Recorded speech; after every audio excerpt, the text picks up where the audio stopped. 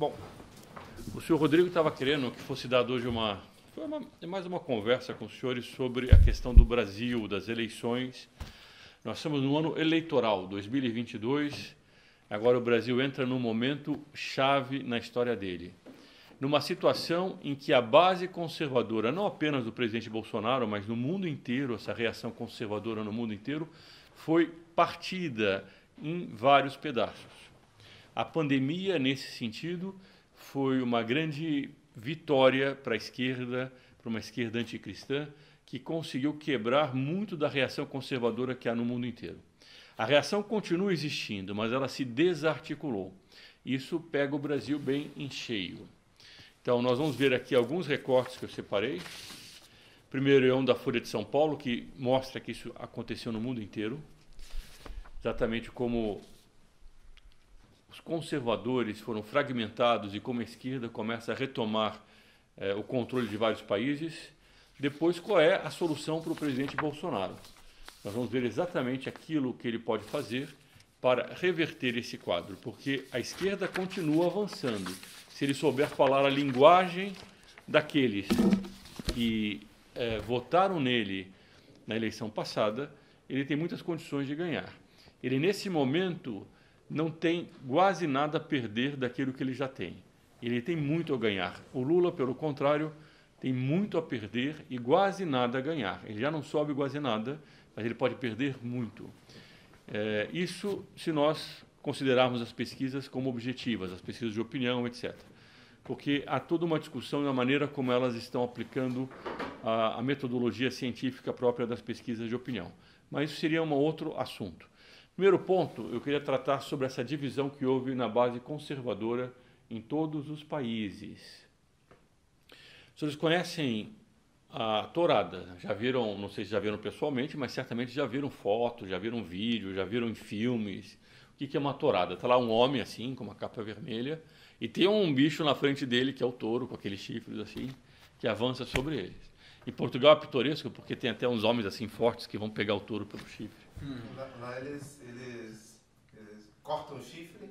Pois para não machucar. E vão abraçando e assim, abraçam. vários segurando o touro. Um atrás do outro, vão lá e o touro não consegue sair daquilo. Fica pego, assim. Por cada lugar tem...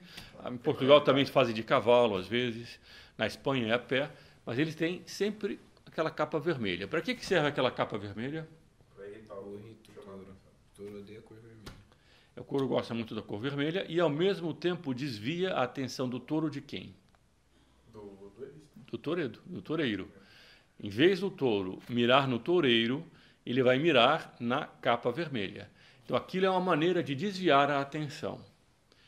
Quando, no mundo inteiro, começou a haver essas reações conservadoras, havia uma espécie de homogeneidade, de unidade de pensamento das pessoas que queriam reagir contra o comunismo. No Brasil, por exemplo, a nossa bandeira jamais será vermelha. Contra a Revolução Cultural, eu quero o meu Brasil de volta. A esquerda tinha avançado tanto que as pessoas começaram a ter saudades do Brasil, como ele sempre foi, um Brasil conservador, muito mais pacato, ordeiro. E veio a pandemia. E começou em vários lugares do mundo, não apenas no Brasil, uma discussão que já não era mais comunismo ou não comunismo, revolução cultural ou não revolução cultural, era muito mais eu quero viver ou não quero viver, vacina ou não vacina, lockdown ou não lockdown. Todos os temas começaram a ser transladados, digamos assim, eles começaram a mudar. Então, aquilo que existia antes, que dava muita base de sustentação ao movimento conservador, foi sendo fragmentado pela pandemia, pela maneira como certos governos reagiram à pandemia, e foi fazendo com que uma base eleitoral que gostava dos conservadores começasse a se fragmentar. Para a eleição de um presidente, não é apenas o grupo dele que pensa só como ele que vai votar nele. É normalmente uma coalizão de vários grupos que, naquilo que eles não concordam, eles acham que aquilo não tem tanta importância. Que, no geral, eles concordam com aquela pessoa o suficiente para votar nela. Bom, quando houve essa pandemia, parte dessa base começou a se afastar desses que tinham sido eleitos nessa reação conservadora. O Bolsonaro se insere exatamente nessa mesma perspectiva. Parte daquele eleitorado dele, que tinha votado nele, ficou assustado com a maneira como ele reagiu à pandemia. Uns começaram a pensar apenas na vida, não queriam nem sair de casa. Pessoas que votaram no Bolsonaro não querem sair de casa porque têm medo de viver aí na rua, podiam pegar um vírus, o vírus está matando todo mundo, a imprensa criou aquele espécie de pânico generalizado, o comércio fecha, as pessoas ficam com raiva porque fechou o comércio, por raiva porque não fechou o comércio, e toda a questão moral, a questão ideológica, foi sendo colocada de lado. Então ele foi um bom ou mau governante no que diz respeito à pandemia. Em parte, isso foi o que derrubou o presidente Trump nos Estados Unidos. Então nós estamos aqui, nesse momento no Brasil, em 2022, numa eleição e que se insere nesse contexto. Essa matéria, por exemplo, da Folha de São Paulo, de 3 de fevereiro, portanto de 2, 3 dias atrás, hoje é dia 6, não é? 3 dias atrás, populismo em baixa no mundo. Aqui a palavra populismo ela é suficientemente ambígua, porque ela abrange não apenas aquilo que nós chamaríamos de populistas, e também a falsa direita, uma direita que tem muito mais de nacionalismo do que de propriamente contra-revolucionária. Mas, ao mesmo tempo, também inclui a reação conservadora. Está tudo colocado nesse bloco aqui. Populismo em baixa no mundo. Então, diz a matéria. Deixa eu só pegar meus óculos, que agora sem óculos eu já não enxergo muito bem.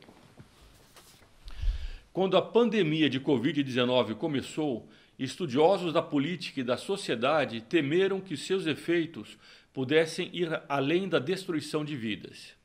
Imaginaram que o vírus viesse a fortalecer o populismo, de direita ou de esquerda, dotando os seus líderes de pretextos para concentrar poder e atropelar as liberdades e as instituições da democracia em nome bem entendido da defesa da saúde coletiva. Vejam que a matéria já começa aqui com uma trampa, né? Ela vai dizer que ela tinha receio dos líderes populistas e não dos líderes, entre aspas, democráticos. Nós fomos ver, Bolsonaro não fechou nenhum jornal, não prendeu nenhum jornalista. Outros fizeram isso em nome da democracia. Os países que mais restringiram as liberdades foram aqueles que se diziam fazer isso em nome da democracia, não foram os populistas. Aqui o medo, então, era que os populistas fossem usar isso para impor uma sociedade de força, uma sociedade autoritária. A sociedade autoritária não veio por meio deles, veio por meio daqueles que se dizem democratas. Abrangente estudo do Centro para o Futuro da Democracia da Universidade de Cambridge, na Inglaterra, divulgou na semana passada um estudo com o título A Grande Reconexão, Opinião Pública, Populismo e Pandemia. Esse estudo consolida resultados de 27 países com mais de 180 mil pessoas. Portanto, é um estudo bastante amplo, feito entre 2020 e 2021. Governantes populistas perderam apoio da opinião pública, antes e de forma mais acentuada do que chefes de estados democráticos. Alguns perderam eleições e tiveram que deixar o poder. Trump nos Estados Unidos, Netanyahu em Israel, Babis na República Tcheca, ou estão com a cabeça a prêmio em 2022, como o húngaro Orbán e o brasileiro Bolsonaro.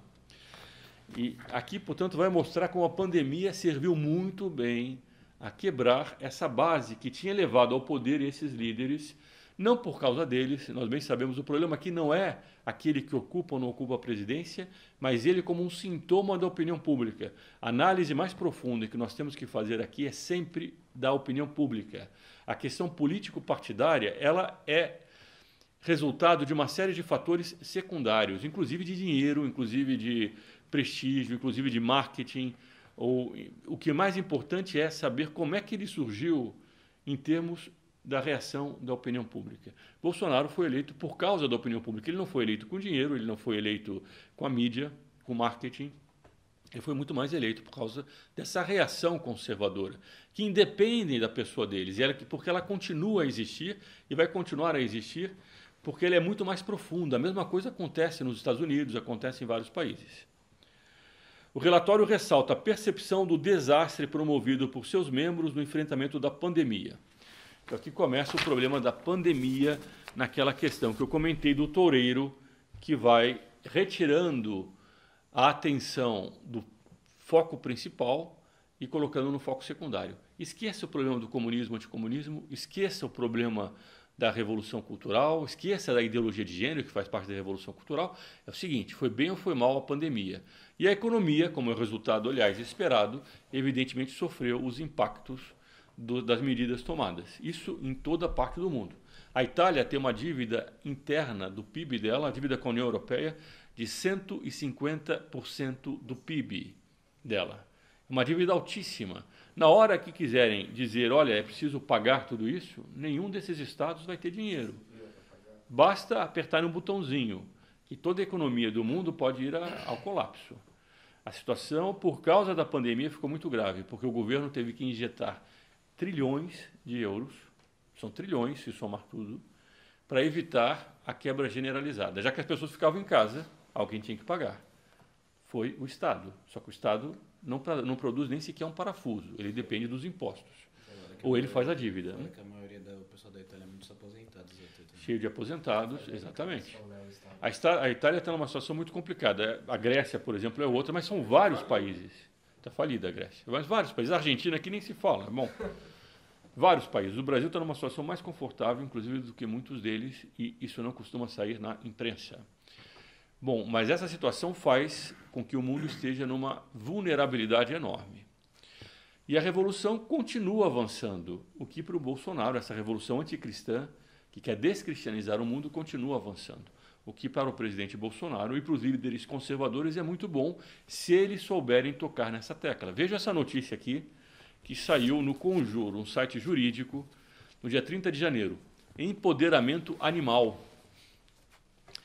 Olha isso aqui. Em Belo Horizonte, foi inaugurado no ano passado o primeiro Instituto Médico Veterinário Legal do país. Para que serve? Para fazer exames de corpo de delito nos pets. E é uma espécie de IML dos animais. Fazer eutanásia, para saber se ele foi torturado. Bom, então tem a lei atual é mais grave para quem torturar animal do que para quem torturar ser humano. Quem torturar um animal, cachorro ou gato, tem de 2 a 5 anos de prisão. Quem torturar um homem, cortar uma a perna de um homem, tem de 1 a 5 anos. Portanto, é uma pena menor, a pena mínima, do que se ele maltratar um animal. Mas não fica só isso, olha só isso daqui. Não molestem as baleias. Um caso já clássico nas aulas de direito é o crime de molestamento de cetáceos, previsto pela Lei 7.643 de 1987. No começo a lei era só para pesca, aí o deputado lá resolveu dizer, não, tem que se colocar também molestamento. Então, ai daqueles que molestarem uma baleia. E há casos, como esse daqui que eu vou ler para os senhores.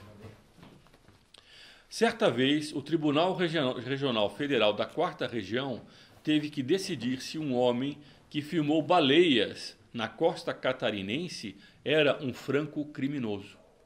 Segundo a denúncia, a proximidade dele com os animais teria alterado a rotina daqueles cetáceos. Ele foi lá filmar, incomodou as baleias. Nossa. Eu estava conversando com um colega argentino, ele dizendo, na Patagônia vai todo mundo filmar as baleias, são centenas de turistas, né? Já imaginou se tivesse essa lei, a lei lá? Ele foi processado, ele perdeu na primeira vez, como não tinha sido unânime a decisão, ele conseguiu recorrer e acabou sendo inocentado no recurso só. Recurso dentro do Tribunal Regional Federal, por causa que acharam que ele estava atrapalhando o sossego das baleias. Bom, no ano passado, uma decisão da Justiça Mineira entendeu que um coelho se encaixa no conceito de família multiespécie, que abrange humanos em convivência compartilhada com seus animais de estimação. E por aí vai. No Equador, por exemplo, em 2008, a Constituição passou a elevar a natureza a sujeitos de direitos. Ela pode entrar agora como sujeito de direito numa petição. No Brasil, após as tragédias ambientais de Mariana, houve a propositura de uma ação civil pública em nome do Rio Doce.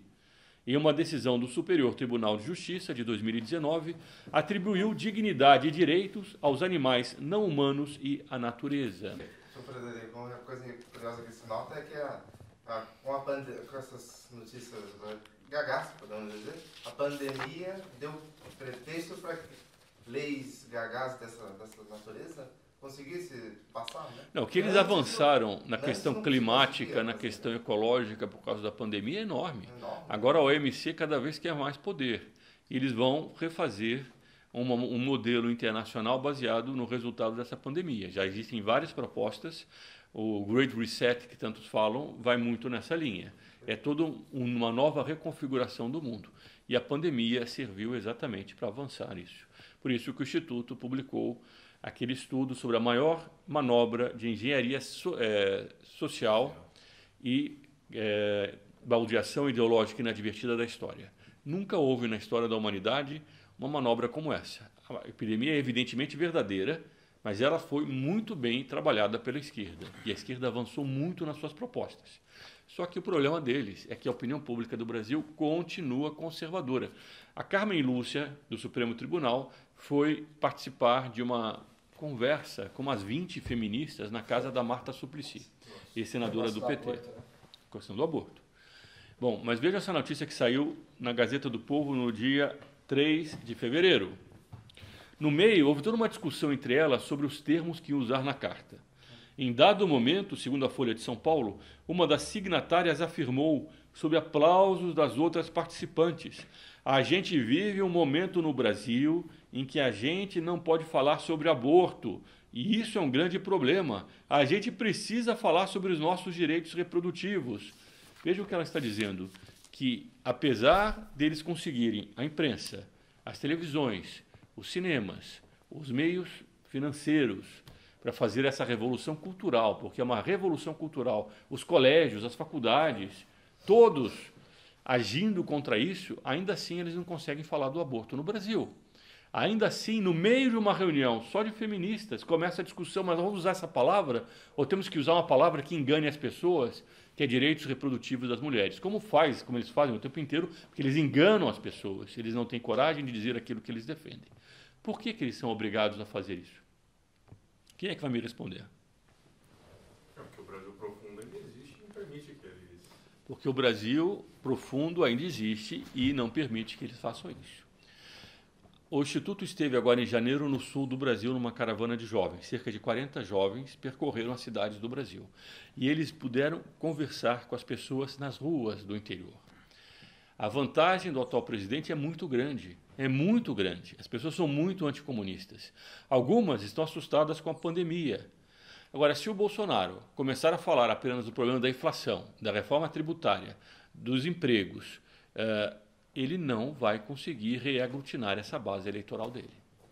Se ele quer voltar, se ele quer continuar na presidência e, portanto, a voltar a ter capital político para enfrentar uma eleição como essa que o Brasil está enfrentando após e durante uma pandemia como a Covid-22, ele tem que começar a falar a voz desse Brasil profundo.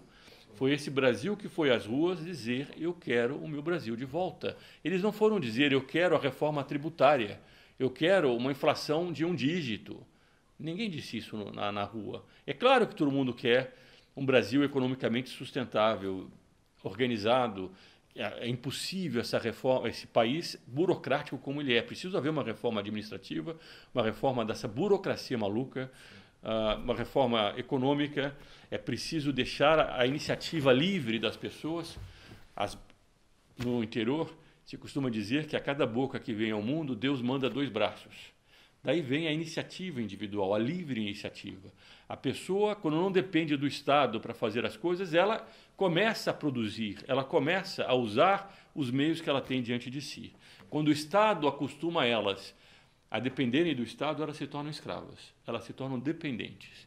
O que fez a esquerda nas últimas décadas no Brasil foi quebrando a livre iniciativa. Então, se nós queremos um Brasil rico, é preciso respeitar a livre iniciativa, mas não é fazendo da bandeira econômica a bandeira principal, pelo contrário. Se nós queremos que o Brasil seja de novo a terra de Santa Cruz, esse país que nasceu descoberto pelas caravelas de Portugal, que viam e aportavam nos nossas margens, trazendo a cruz de Cristo. As caravelas que chegaram aqui tinham a cruz de Cristo nelas, e a cruz de Cristo era da ordem de Cristo. E a ordem de Cristo era quem? Os templários. Eram os templários.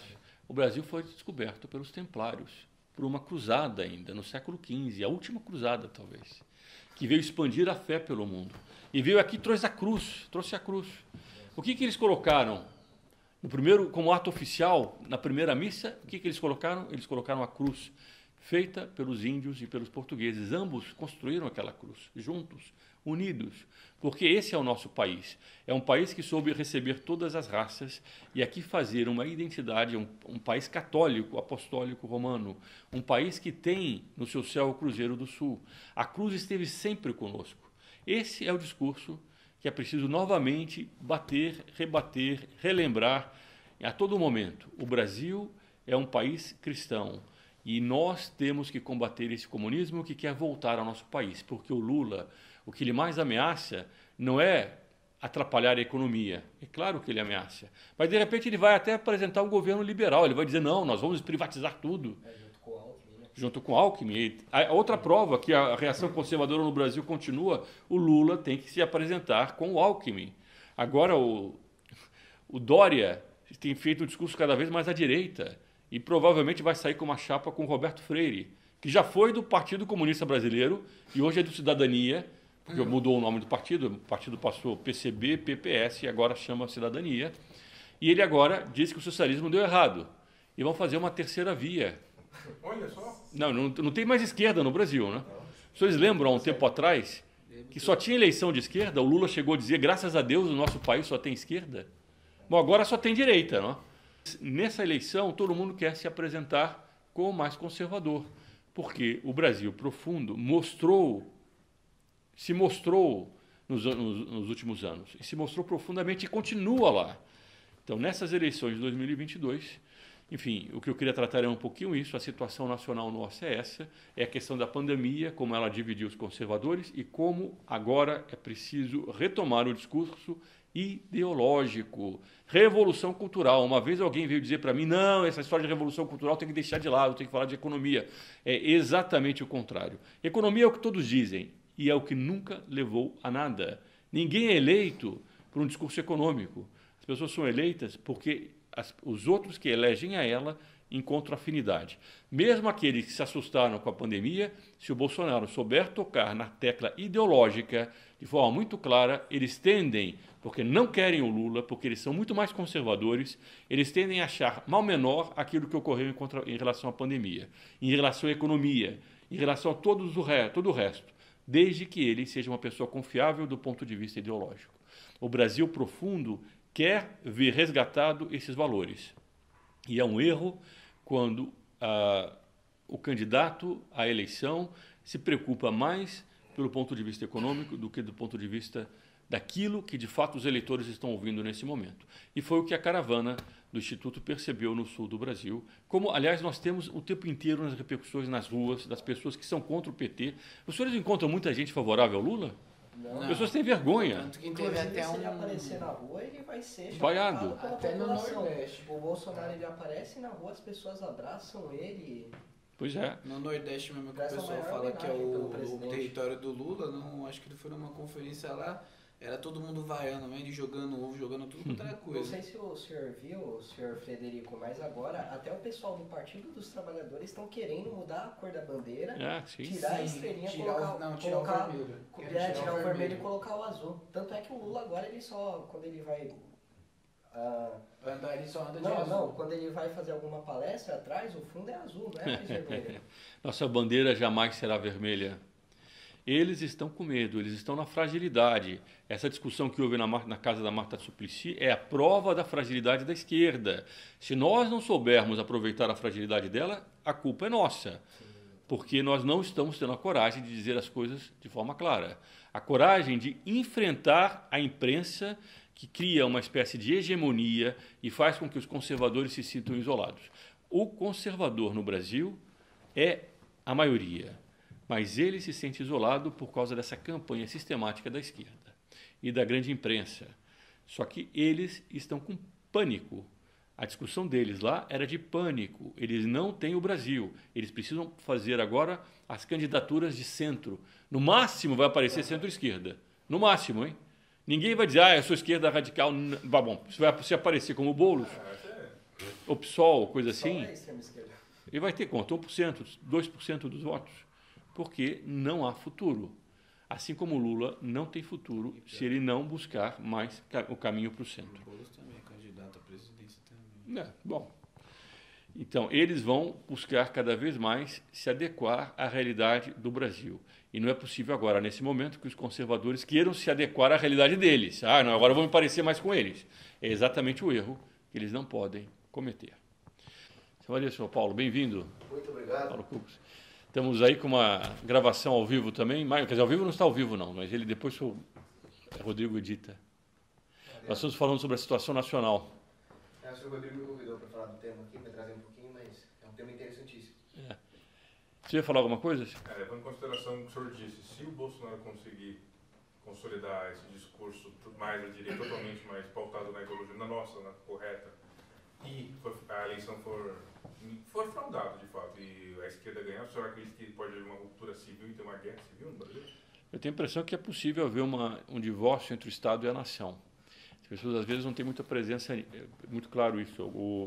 A nação do Brasil é muito conservadora. Se o Estado for muito para a esquerda, como eles estão anunciando, cada vez vai abrindo um fosso maior.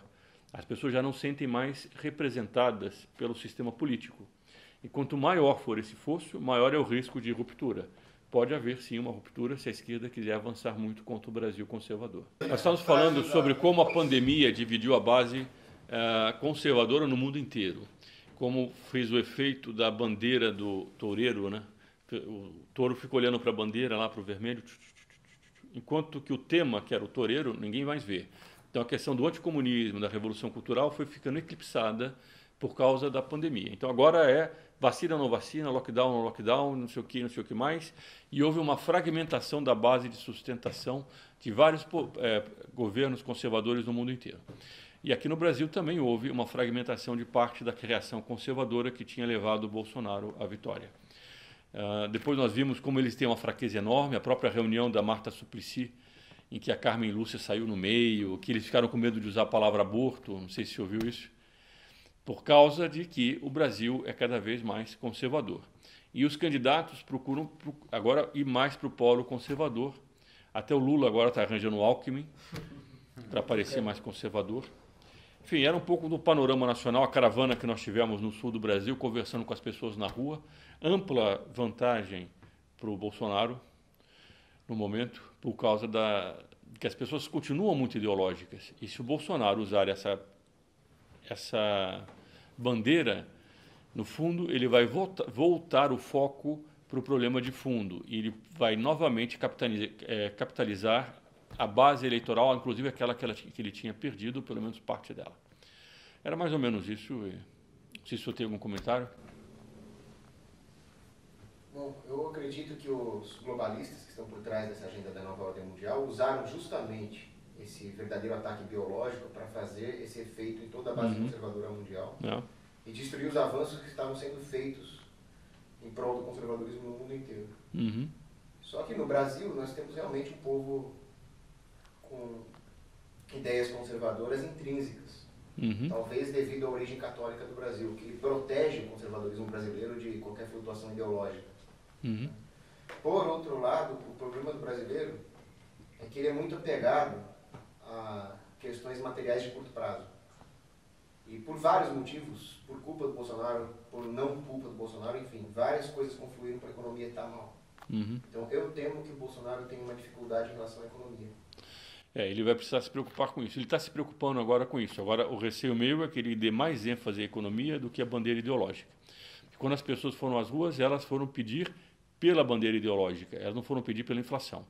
É verdade que a inflação atrapalha o dia a dia das pessoas, mas, sobretudo, a base eleitoral que levou ele à eleição é uma que está muito preocupada com o Brasil, como o Brasil é nas suas origens, com o Brasil que queriam de volta o Brasil, eu quero o meu Brasil de volta. Ele precisa agora ajustar muito a questão econômica, mas é uma questão secundária para a base dele. Porque senão ele vai entrar na discussão dos outros candidatos. A economia está boa, a economia está ruim, o seu salário está bom, o seu salário está ruim, e ele vai entrar nessa discussão, e essa discussão para ele vai ser a derrota, a meu ver. Ele tem que, evidentemente, cuidar. Ele vai agora receber muito dinheiro aí por causa das emendas e a venda de não sei o que mais, estatais, vai colocar muito dinheiro na economia. Mas esse é um assunto, a meu ver, bastante secundário e muito perigoso para o governo.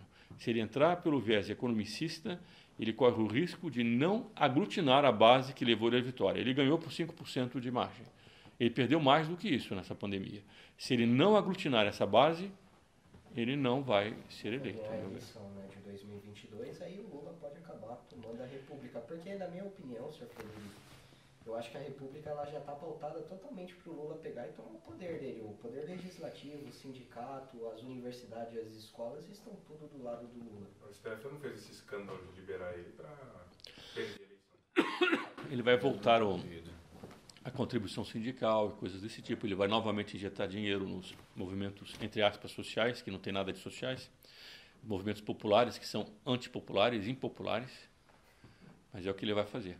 Bom, senhores, era isso. Vamos terminar e depois conversamos mais sobre o tema, porque senão vai ficar muito longe, muito longo. Vamos rezar 3 Aves Marias.